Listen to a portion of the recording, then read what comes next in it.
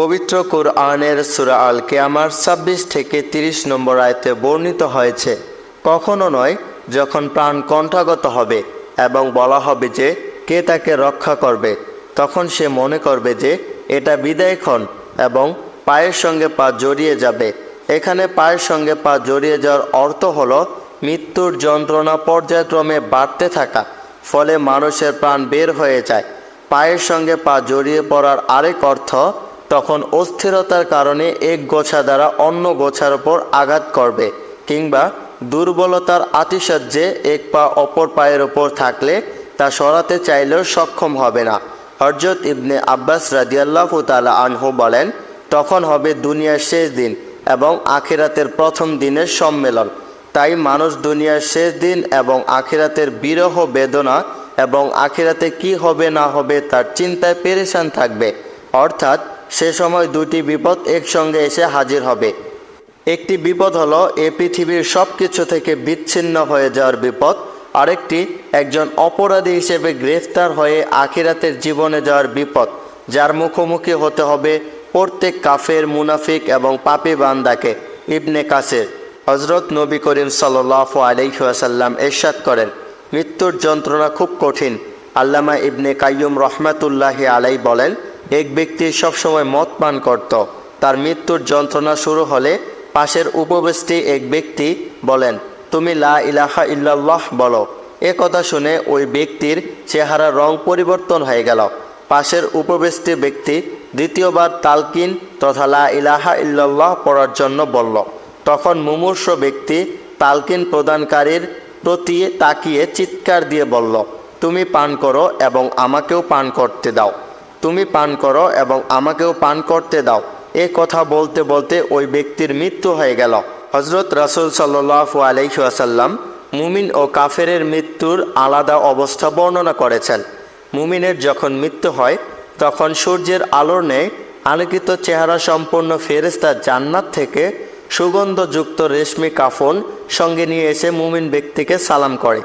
মালাকুল মউত বা মৃত্যুর ফেরেশতা তার রূহ কবজ করার পূর্বে তাকে এই বলে সুসংবাদ দেয়, হে পবিত্র আত্মা, তুমি খুশি হও, তোমার জন্য রয়েছে আল্লাহর রহমত এবং জান্নাতের নিয়ামত সমূহ। এ খবর শুনে মুমিন ব্যক্তির অন্তর আল্লাহর দরবারে হাজির হওয়ার জন্য ব্যাকুল হয়ে পড়ে। ফেরেশতা তার রূহ কবজ করার পর তা সুগন্ধময় সাদা রেশমি কাপড়ে জড়িয়ে আকাশের দিক নিয়ে যায়। ফেরেশতারা আকাশের দরজার পৌঁছানো মাত্র ওই মুমিন বান্দার পরিচয় পেয়ে তার জন্য আকাশের দরজা খুলে দেন এবং তাকে স্বাগতম জানান। ফেরেশতারা তার রূহকে এমনভাবে দ্বিতীয়, তৃতীয়, চতুর্থ, পঞ্চম, ষষ্ঠ ও সপ্তম আকাশে নিয়ে যায়।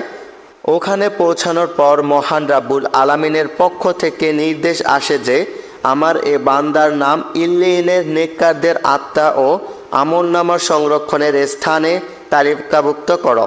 তারপর প্রশ্ন উত্তরের জন্য তার রূহ পুনরায় আবার শরীরে ফেরত পাঠানো হয়। আর কাফের ব্যক্তির অবস্থা সম্পর্কে নবী করিম সাল্লাল্লাহু আলাইহি ওয়াসাল্লাম ইরশাদ করেন, যখন কাফেরের মৃত্যুর সময় আসে তখন তার জান কবজ করার জন্য অন্তত কুৎসিত কালো চেহারা সম্পূর্ণ ফেরেশতা দুর্গন্ধময় কাফন সঙ্গে নিয়ে এসে তাকে আল্লাহর অসন্তুষ্টি এবং জাহান্নামের দুঃসংবাদ জানিয়ে তার রূহ শরীর থেকে জোর করে বের করা হয়। এ সময় কাফেরের রূহ থেকে দুর্গন্ধ আসে। এরপর যখন মালাকুল মাউত কাফেরের দুর্গন্ধময় রূহ নিয়ে প্রথম আকাশে পৌঁছায়, তখন দরজায় পৌঁছানো মাত্র আকাশের ফেরেশতারা বলে, তার জন্য আকাশের দরজা খোলা হবে না, তাকে বেজ্যোতির সঙ্গে পুনরায় দুনিয়াতে পাঠানো হোক। তখন ফেরেশতারা তাকে প্রথম আকাশ থেকে বেজ্যোতির সঙ্গে মাটিতে ফেরত পাঠিয়ে দেয়। এদিকে আল্লাহর পক্ষ থেকে নির্দেশ আসে, তার নাম সিজ্জেনের পাপিষ্ঠদের আত্মা ও আমলনামার সংরক্ষণের স্থানের তালিকায় লিখে দাও। তারপর তার রূহকে দ্বিতীয়বার প্রশ্ন উত্তরের জন্য তার শরীরে পাঠানো হয়। নবী করিম সাল্লাল্লাহু আলাইহি ওয়াসাল্লাম মৃত্যুর যন্ত্রণা থেকে মুক্তির জন্য কিছু আমলের কথা বলেছেন। ওইসব আমলের মাধ্যমে মৃত্যুর যন্ত্রণা থেকে মুক্তি লাভ করা যায়। এর অন্যতম হল সূরা ইয়াসিন তেলাওয়াত। প্রতিদিন সূরা ইয়াসিন তেলাওয়াতে মৃত্যুর যন্ত্রণা থেকে মুক্তি লাভের কথা হাদিসে বলা হয়েছে। এর ফলে মৃত্যুর সময় যখন আত্মাকে মানুষের দেহ থেকে বের করা হয় তখন মৃত্যুর যন্ত্রণা অনুভব হয় না। তবে প্রতিদিন সূরা ইয়াসিনের আমল সহজসাধ্য ব্যাপার নয়, কিন্তু যার অন্তরে মৃত্যুর যন্ত্রণার ভয় আছে তার জন্য এই আমল করার কোনো কষ্টের বিষয় নয়। মৃত্যুর পর কবরের প্রশ্ন উত্তরের কথা ভাবা দরকার। যদি প্রশ্নের উত্তর সঠিক দেওয়া হয় তাহলে মহা সাফল্য, আর সঠিক উত্তর না দিতে পারলে জাহান্নামের কঠোর শাস্তিতে আক্রান্ত হতে হবে। যার এই বিষয়ে বিশ্বাস ও ভয় আছে তার জন্য কবরের প্রশ্ন উত্তরের সঠিক আমল করা সহজ, যার ভয় নেই তার জন্য মহা কঠিন। মহান রাব্বুল আলামিন আমাদের সবাইকে মৃত্যুর যন্ত্রণা এবং জাহান্নামের শাস্তি থেকে আমাদের হেফাজত করুক, আমিন।